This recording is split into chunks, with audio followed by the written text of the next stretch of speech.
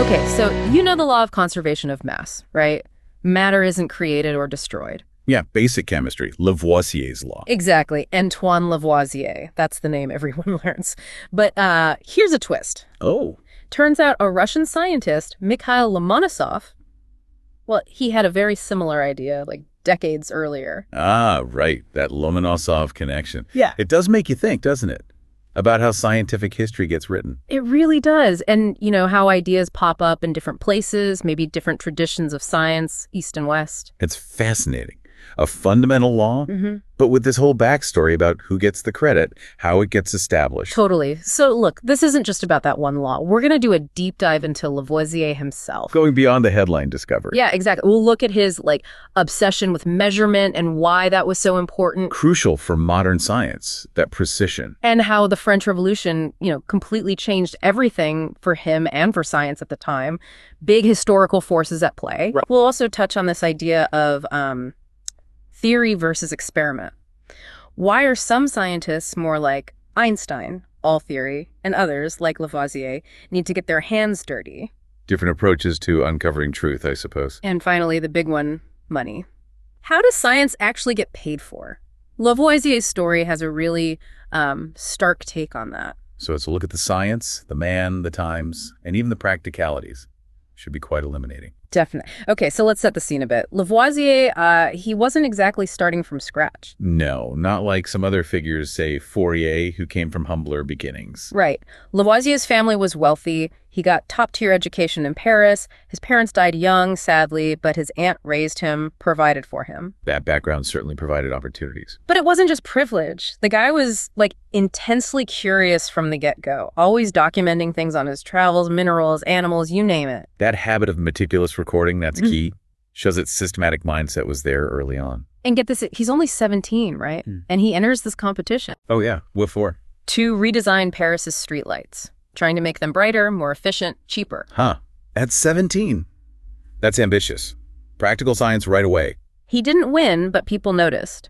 And then, boom, by 25, he's in the French Academy of Sciences, one of the youngest ever. Based on his geology work, wasn't it? Yeah, his geological studies. Pretty meteoric rise. It really speaks to that Enlightenment spirit, doesn't it? Using reason, observation for both practical problems like lighting and fundamental science. Yeah. And getting recognized for it. Okay, so contributions. Yes, the conservation of mass law is famous, but there's way more. Absolutely. People often overlook the rest. He wrote what's basically considered the first modern chemistry textbook. Huge foundational work. It really codified the language and methods of chemistry in a new way. And his push for standardization, for precision and experiments, building better instruments, that was game-changing. Completely revolutionary. It's hard to overstate how important that shift was. Measurement as the bedrock. And then there were his government jobs, including tax collection, which, well, we know how that ended. We'll get back to that.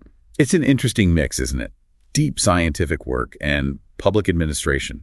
Shows how involved scientists were in public life back then. And the precision thing, he wasn't kidding around. I mean, he kept daily barometric pressure readings at his house. Just meticulous. And he even paid researchers way over in Baghdad to collect weather data for him. Wow. That's dedication to gathering comprehensive data. And then, tragically, he was executed during the Reign of Terror. He was only 51. A massive loss. Imagine what else he might have done. But that focus, that obsession with accuracy, that's why his work stuck, right? Even if others had glimmers of ideas earlier. Exactly. It wasn't just having the idea, it was the rigor, the testing, the data, the standard methods that others could follow and verify. That's the scientific method really taking shape. Which, brings us right back to that Lavoisier-Lomonosov thing. The priority dispute. Right. Lavoisier gets the fame for the conservation of mass, but Russian sources point to Lomonosov saying something very similar back in, 1756? Yes. Significantly earlier. And it's a legitimate point in terms of the initial concept. Yeah. These kinds of independent discoveries or near discoveries happen a lot in science. So why Lavoisier then? I mean, some argue Lomonosov's ideas weren't quite fully formed or maybe not widely shared. That's part of the debate. How complete was Lomonosov's formulation? How much experimental backing did he provide compared to Lavoisier? And you also can't discount later factors. Like the Cold War. National pride in scientific achievements. That certainly added another layer to how the history was interpreted in the 20th century. rivalry playing a role. But even before them, the core idea wasn't totally out of the blue, was it? No, not at all. You can trace the philosophical concept that matter persists way back to ancient Greek thinkers like Epicurus. The idea had been floating around in various forms for centuries. So Lavoisier didn't just pluck it from thin air? Definitely not. What made his contribution decisive then? It was the validation.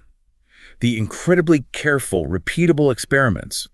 He weighed everything meticulously before and after reactions in sealed vessels. Ah, okay. The proof. Yes. And crucially, his work was documented so clearly that others could replicate it, and they did. Reproducibility, that's the gold standard. Precisely. Lomonosov might have had the spark, maybe even significant insight, but Lavoisier provided the rigorous, documented, and replicable experimental proof that convinced the scientific community. That's what cemented it as a law attributed largely to him in the Western tradition. Got it.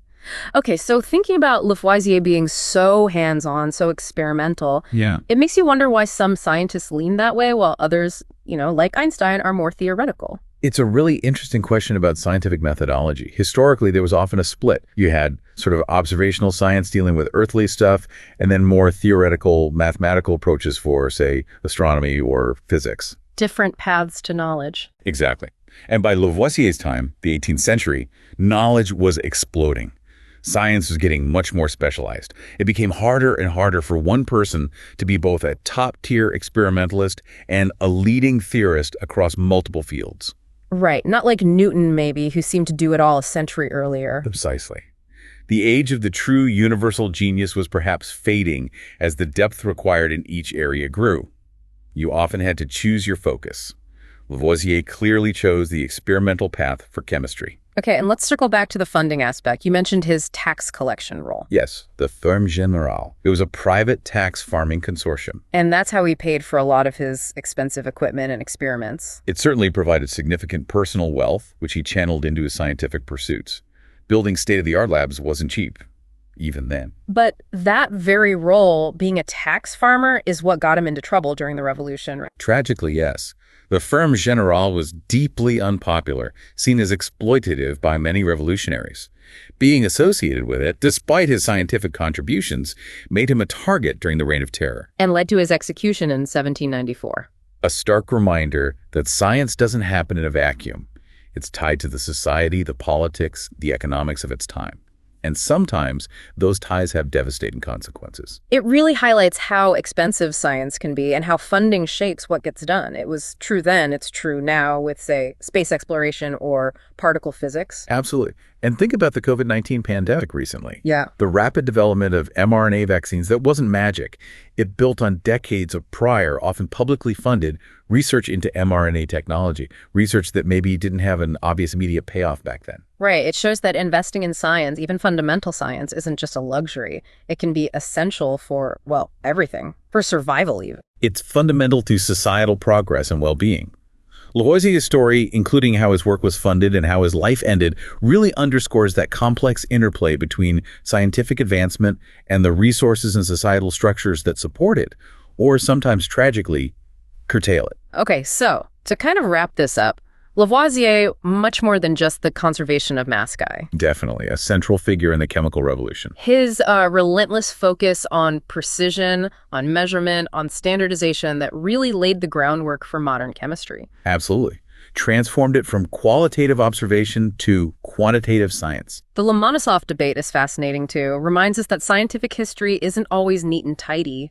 Priority can be complex. Very true. Multiple lines of inquiry often converge. And we saw the different ways scientists work theory versus experiment and how that specialization evolved. Reflecting the growing complexity of scientific knowledge. And finally, that crucial, sometimes difficult link between science, how it gets funded, and the wider world, even politics. Lavoisier's life is a powerful example of that. A very powerful and ultimately tragic example. So maybe here's something to chew on after this. Given how Lavoisier's meticulous approach, that obsession with accurate measurement, literally changed a whole field of science, how could we maybe apply a bit more of that rigor, that careful observation and data gathering, even in just our everyday lives or work? Could paying closer attention to the details lead us to some unexpected insights, you think? That's a great question. What happens when we bring that level of focused observation to the familiar? Definitely something worth pondering.